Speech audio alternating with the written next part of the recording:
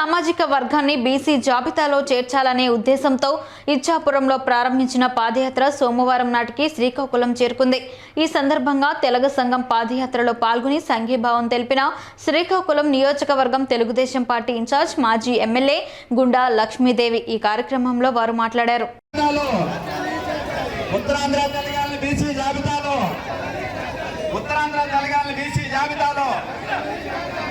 ముఖ్యంగా మా తరాలైతే పూర్తవుతున్నాయి కానీ వచ్చే తరాలైనా బాగుంటుంది అన్న ఉద్దేశంతో గౌరవనీయులు టీవీఆర్ గారు ఈరోజు పాదయాత్రని చేయటం జరుగుతుంది।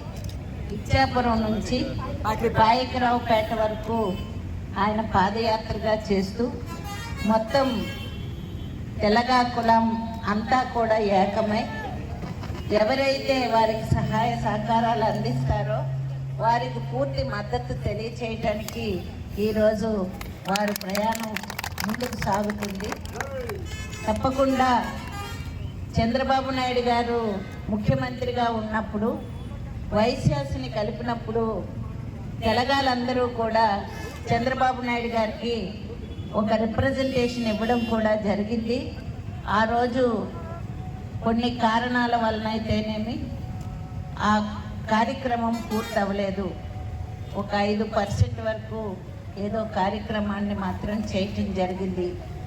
ఇప్పుడు అలా కాకుండా పూర్తి స్థాయిలో ఇచ్చినట్లయితే ముందు తరాలు ఈరోజు వైశ్య అవనియండి వివిధ క్యాస్టులు బీసీలో చేర్చాక వాళ్ళ పిల్లలందరూ కూడా డాక్టర్లు ఇంజనీర్లు ఈ విధంగా చదువుకుంటూ ముందుకు వెళ్తున్నారు।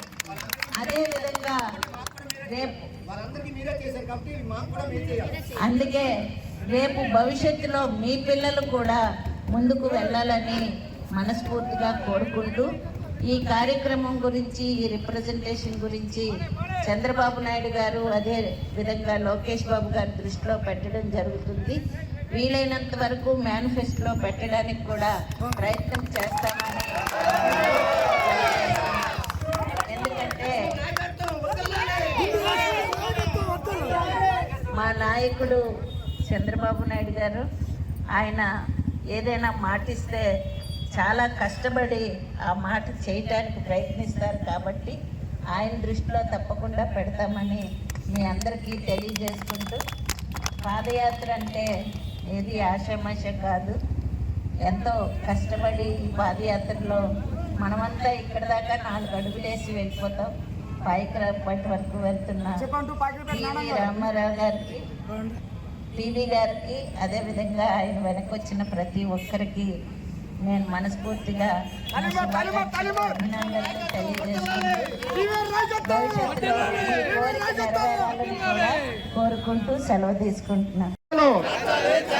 ఉత్తరాంధ్ర తెలంగాణ బీసీ జాబితాలో